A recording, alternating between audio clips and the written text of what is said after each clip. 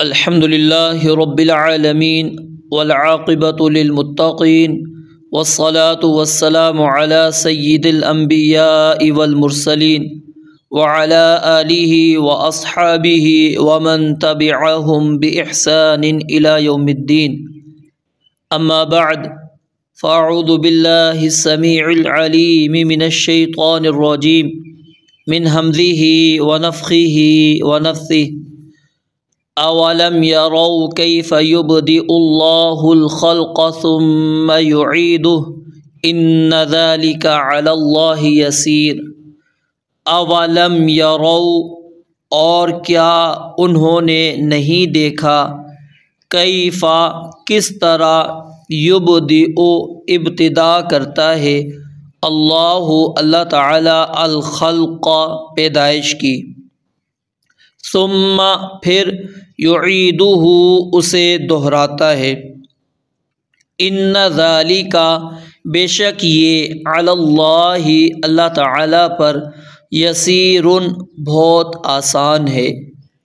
قل کہہ دیجئے، سیرو چلو پھرو، فی الارض زمین میں، فانظروا پھر دیکھو، کیف کس طرح، بدأ الخلق اس نے ابتدا کی، تخلیق کی، خلق کی، ثم اللہ پھر اللہ تعالی ہی، ینشئ النشأۃ الآخرہ ینشئ پیدا کرے گا، النشأۃ الآخرۃ دوسری پیدائش، ان اللہ بے شک اللہ تعالی علی کل شیء ہر چیز پر، قدیر پوری طرح قادر ہے.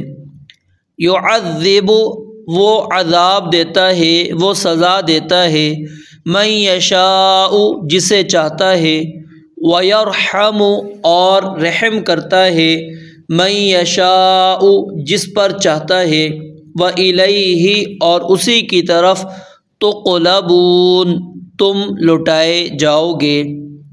وما انتم اور نہیں ہو تم، بمعجزین کسی بھی طرح عاجز کرنے والے، فی الارض زمین میں، ولا فی السماء اور نہ آسمان میں، وما لکم اور نہیں ہے تمہارے لیے، من دون اللہ تعالی کے سوا، من ولی کوئی دوست، ولا نصیر اور نہ کوئی مددگار.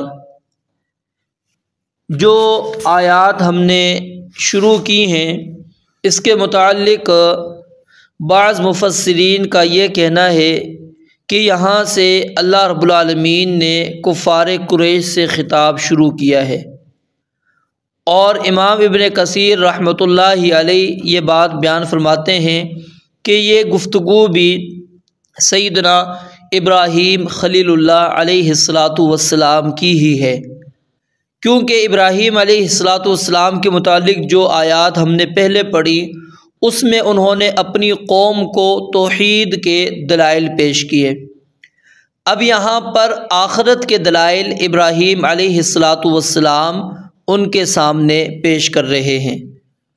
کفار قریش ان کی بھی حالت اسی طرح تھی جس طرح کہ ابراہیم علیہ السلام کی قوم کی حالت تھی، کیونکہ مشرک جو اقوام ہوتی ہیں ان کے عقائد ایک دوسرے سے ملتے جلتے ہیں.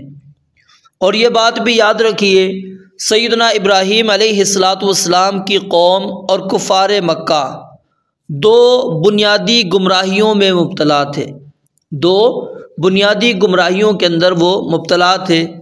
پہلی گمراہی ان کے اندر یہ پائی جاتی تھی کہ اللہ رب العالمین کے ساتھ وہ شرک کیا کرتے تھے، اور دوسری گمراہی ان کے اندر یہ پائی جاتی تھی وہ آخرت کا انکار کیا کرتے تھے.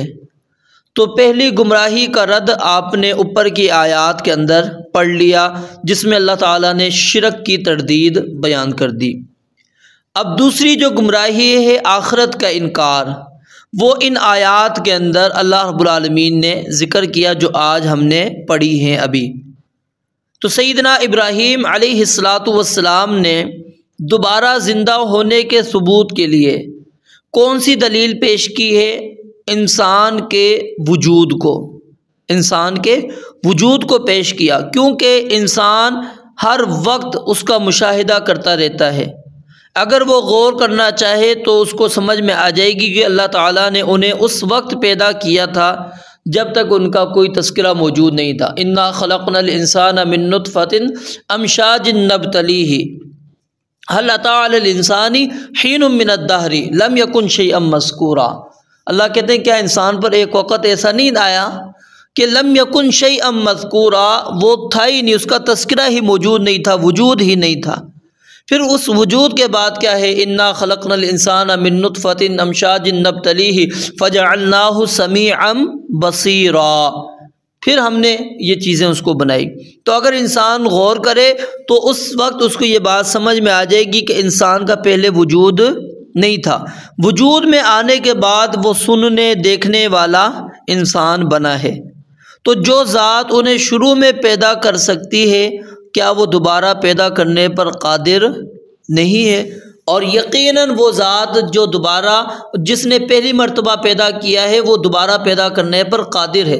اور اللہ رب العالمین نے سورہ روم کے اندر فرمایا وَهُوَ الَّذِي يَبْدَأُ الْخَلْقَ ثُمَّ يُعِيدُهُ وَهُوَ أَهْوَنُ عَلَيْهِ، کہ وہی ذات ہے جو خلق کو پہلی بار پیدا کرتا ہے پھر اسے دوبارہ پیدا کرے گا، اور وہ اسے زیادہ آسان ہے۔ یہ دوسری مرتبہ پیدا کرنا اللہ رب العالمین پر کیا ہے؟ آسان ہے۔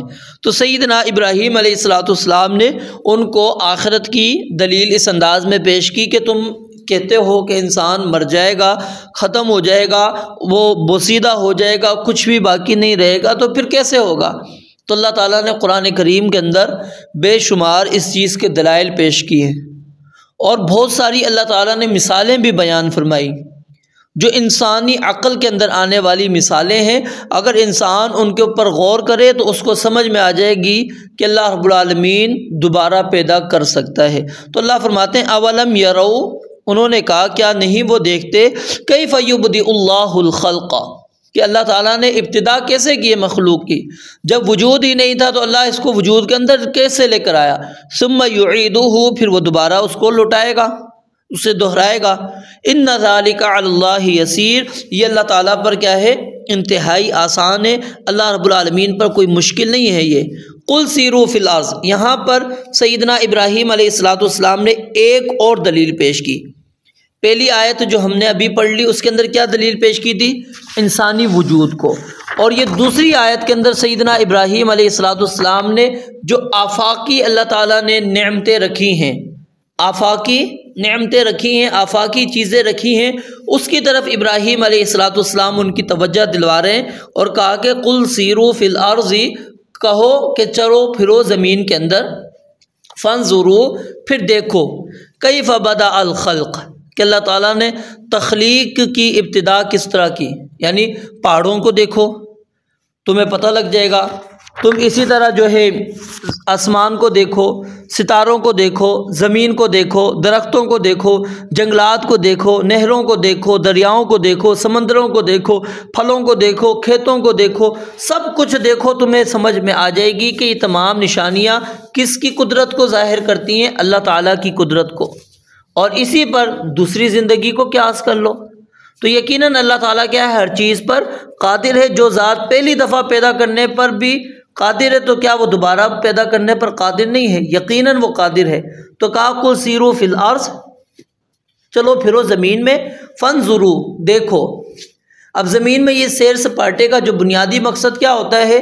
وہ اللہ کی آیات کے اوپر تدبر کرنا، اللہ کی آیات کے اوپر غور و فکر کرنا، اللہ کی نشانیوں کو جو رب العالمین نے یہ آفاقی نشانیاں رکھی ہیں اس کے اندر انسان غور کرے، تدبر کرے، ان کو دیکھے۔ یہ اللہ رب العالمین نے اس لیے پیدا کی ہیں۔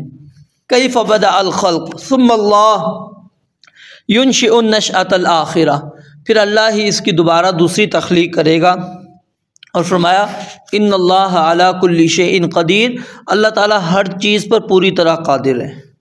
اب یہ دو دلائل انہوں نے دے دیے، ایک انسان کا اپنا وجود، اور دوسرا آفاقی جو نشانیاں ہیں اس پر غور و فکر کی دعوت، کہ یہ دونوں چیزوں پر اگر تم غور کرو گے تمہیں یہ بات سمجھ میں آ جائے گی کہ آخرت موجود ہے، آخرت کا انکار تم نہیں کر سکو گے، کیونکہ اللہ رب العالمین دوبارہ پیدا کرنے کے اوپر قادر ہے۔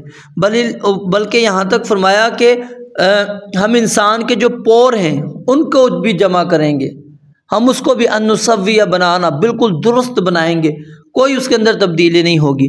پھر آگے فرمایا یعذب من یشاء۔ اس آیت کے اندر سید اللہ رب العالمین نے یہ بات بیان فرمائی ہے کہ ابراہیم علیہ السلام نے یہ بات کہی کہ یعذب من یشاء ویرحم من یشاء، کہ قیامت کے دن جب تمہیں دوبارہ اللہ رب العالمین زندہ کرے گا، اس زندہ کرنے کے بعد اللہ نے حساب و کتاب کرنا ہے، رب العالمین نے جزا دینی ہے، سزا دینی ہے، تو رب العالمین یعذب من یشاء، جس کو چاہے عذاب دے دے، اور ویرحم من یشاء، جس پر چاہے رحم کرے۔ کوئی اللہ سے سوال کرنے والا نہیں۔ وہ حدیث قدسی آپ نے کئی مرتبہ پڑھی اور سنی بھی ہوگی کہ نبی مکرم علیہ السلام نے فرمایا کہ اللہ رب العالمین فرماتے ہیں ابن آدم، اگر تو میرے پاس ملے، تو مجھ سے ملاقات کرے، اور یہ آسمان و زمین کے درمیان کا جو خلا ہے یہ تیرا سارا کا سارا نیکیوں سے بھرا ہوا ہو، اور اس کے اندر شرک موجود ہے، میں تیری ساری نیکیاں ضائع کر دوں گا، ولا ابالی، اور مجھے کوئی پرواہ نہیں۔ اور اگر یہی برائیوں سے بھرا ہوا شرک موجود نہیں، اللہ رب العالمین ساری برائیاں مٹا دیں گے، سارے گناہ مٹا دیں گے، اللہ تعالیٰ اس پر رحم کر دیں، کوئی پوچھنے والا نہیں۔ تو رب العالمین سے کوئی سوال نہیں کر سکتا، لا یسأل وہم یسألون، اللہ سے سوال نہیں ہوگا۔ فعال لما یرید، وہ جو چاہتا ہے وہ کرے گا، اس سے کوئی پوچھنے والا نہیں تو نے یہ کیوں کیا۔ تو فرمایا یعذب من یشاء ویرحم من یشاء، وہ جس کو چاہے عذاب دے اور جس پر چاہے رحم کرے۔ وَإِلَيْهِ تُقْلَبُونَ، اور تم نے ہر حال میں واپس اسی کی طرف جانا ہے، اپنے معبودوں کی طرف نہیں جانا۔ یہ بات اچھی طرح ذہن میں بٹھا لو۔ پھر اگلی آیت کے اندر یہ بات بیان فرمائی کہ وَمَا أَنْتُمْ بِمُعْجِزِينَ فِي الْأَرْضِ۔ یہاں پر اصل میں ایک سوال یہ پیدا ہوتا ہے کہ کیا کوئی انسان ایسا ہے جو اللہ رب العالمین کے اختیار سے باہر ہو، کہ اللہ رب العالمین کے اختیار میں ہو ہی نہ، اللہ رب العالمین اس کو قابو ہی نہ کر سکیں، اس کو اپنے سامنے حاضر ہی نہ کر سکیں۔ فرمایا وَمَا أَنْتُمْ بِمُعْجِزِينَ فِي الْأَرْضِ، یاد رکھو کوئی بھی تم میں سے ایسا نہیں ہے جو اللہ رب العالمین کو عاجز کر سکے، کسی طرح بھی عاجز کر سکے۔ بلکہ اگر آپ سورہ رحمان کی آیت پڑھیں گے تو وہاں پر اور واضح ہو جاتا ہے، یا معشر الجن والانس ان استطعتم ان تنفذوا من اقطار السماوات والارض فانفذوا لا تنفذون الا بسلطان، کہ اے جنوں انس کی جماعت، اگر تم طاقت رکھتے ہو تو آسمانوں اور زمین کے کناروں سے نکل جاؤ، تو فانفذوا، اللہ کہتے ہیں نکل جاؤ، لا تنفذون الا بسلطان، تم اللہ رب العالمین کے غلبے سے، اللہ رب العالمین کی سلطنت سے کبھی بھی باہر نہیں نکل سکتے۔ یعنی کوئی بھی ایسا نہیں ہے جس کے اوپر اللہ رب العالمین کا اختیار نہ ہو۔ اللہ رب العالمین کا اختیار ہر ایک کے اوپر ہے، اللہ رب العالمین کی طاقت کے اندر ہے، کوئی اللہ کی طاقت سے باہر نہیں ہے۔ وما انتم بمعجزین فی الارض، تم کسی بھی طرح اللہ رب العالمین کو عاجز کرنے والے نہیں ہو، نہ ہی آسمان میں اور نہ ہی زمین میں۔ اب ہم نے کتنے قصے کہانیاں بنا لی نعوذ باللہ ایسے کہ جہاں پر اللہ تعالیٰ کی عاجزی ظاہر ہوتی ہے، کہ نبی علیہ السلام کے سامنے نعوذ باللہ اللہ تعالیٰ عاجز ہو گئے، ولیوں کے سامنے اللہ تعالیٰ عاجز ہو جاتا ہے۔ یہ ساری قصے کہانیاں من گھڑت اور ان آیات کے خلاف ہے۔ کوئی بھی اللہ کو عاجز نہیں کر سکتا، یاد رکھیے، کوئی بھی عاجز نہیں کر سکتا۔ وَمَا لَكُم مِّن دُونِ اللَّهِ، اور اللہ نے یہ بات بھی یہاں پر کلیئر کر دی کہ قیامت کے دن کوئی بھی تمہارے لیے کوئی مددگار کے طور پر سامنے نہیں آئے گا، کوئی بھی تمہارا دوست نہیں بنے گا، ساری دوستیاں ختم، سارے تعلقات ختم، کوئی حمایتی نہیں، کوئی مددگار نہیں، کوئی بھی وہاں پر کچھ نہیں ہوگا، انسان ہر ایک سے بھاگے گا۔ یوم یفر المرء من اخیہ، وہ قریبی رشتے جو دنیا کے اندر اللہ رب العالمین نے ذکر کیے، یوم یفر المرء من اخیہ وامہ وابیہ وصاحبتہ وبنیہ لکل امرئ منہم یومئذ شأن یغنیہ، ہر چیز دوست عزیز اقارب رشتہ دار بہن بھائی بیوی بچے سب بھاگیں گے، کوئی کسی کی طرف منہ کر کے نہیں دیکھے گا، کوئی کسی کو بچانے کے لیے نہیں آئے گا، سب کہیں گے کہ یہ اپنے اپنی دنیا کے اندر ہو۔ اور آج ہم اس دنیا کے اندر ہی اس کا مشاہدہ کر سکتے ہیں کہ ہمارے خون اتنے سفید ہو رہے ہیں کہ ہم ان رشتوں کو آج دنیا کے اندر نہیں اہمیت دے رہے، وہ تو آخرت آج، حالانکہ ابھی اتنی سختیاں نہیں، حالات کی تنگی ہوتی ہے نا ہمارے اوپر زیادہ سے زیادہ، اور کیا ہوتا ہے، لیکن اس وقت کیا ہے، سب اللہ رب العالمین کے سامنے ہوں گے۔ آج کی سختی سے انسان پھر کسی نہ کسی طرح نکل آتا ہے، لیکن قیامت والے دن کی سختی سے جب تک اللہ تعالیٰ کی رحمت نہیں ہوگی کوئی بھی انسان نہیں نکل سکے گا، سب بھاگ جائیں گے رشتے۔ اور حتیٰ کہ اگر آپ پڑھیں قرآن کریم کے اندر، انسان سب کچھ دینے کے لیے تیار ہو جائے گا کہ اللہ سارے میرے رشتہ داروں کو ڈال دے جہنم میں، مجھے بچا لے۔ اور اگر فدیہ مانگتا ہے تو ملء الارض ذہبا ولو افتدی بہ، اللہ میں تیرے کو سونا زمین بھر کے، آسمان و زمین یہ بھر کر میں سونا تجھے دینے کے لیے تیار ہوں، تو مجھے معاف کر دے۔ اللہ کہتے کوئی معافی نہیں۔ تو اس لیے اس وقت یاد رکھیے، یہ جتنے بھی ہمیں آج لوگ گمراہ کر رہے ہیں، ہم اپنے آپ کو سمجھا لیں، بچا لیں، کوئی ہمارے کام آنے والا نہیں۔ انسان کا عمل وہاں پر کام آئے گا، اور انسان کا عمل بھی وہاں پر کام نہیں آئے گا، اصل میں وہاں پر اللہ کی رحمت ہوگی۔ اور یاد رکھیے اللہ کی رحمت کب ہوگی؟ جب آپ کے اعمال ہوں گے، آپ کی نیکیاں ہوں گی، آپ نے اللہ رب العالمین کے بتلائے ہوئے طریقے کے مطابق زندگی بسر کی ہوگی۔ تو اس لیے ہمیں دین پر چلنا چاہیے، زیادہ سے زیادہ عبادات کرنی چاہیے، تاکہ اللہ کی رحمت کے ہم محتاج ہیں، اللہ تعالی ہم پر اپنا فضل کرے، اپنی رحمت نازل کرے، اور اللہ تعالیٰ کی رحمت اور اس کے فضل سے اللہ رب العالمین ہمیں جنت کے اندر داخل کر دے۔ تو فرمایا وَمَا لَكُم مِّن دُونِ اللَّهِ مِن وَلِيٍّ وَلَا نَصِيرٍ، یہ بات یاد رکھو، نہ کوئی اللہ کو عاجز کر سکتا ہے، اور نہ ہی کوئی اللہ کے سوا تمہارا کوئی حمایتی ہوگا، کوئی مددگار ہوگا، کوئی بھی تمہارے پاس نہیں آئے گا، کوئی بھی تمہیں بچانے والا نہیں۔ اس لیے اس دنیا کے اندر ہی جو اللہ رب العالمین نے یہ دار العمل کے اندر بھیجا ہے ہمیں، اس گھر کے اندر ہم اعمال کر لیں، اپنی تخلیق کے مقصد کو سمجھیں۔ اللہ رب العالمین سے دعا ہے رب العالمین سمجھنے عمل کرنے کی توفیق عطا فرمائے۔ وآخر دعوانا الحمدللہ رب العالمین۔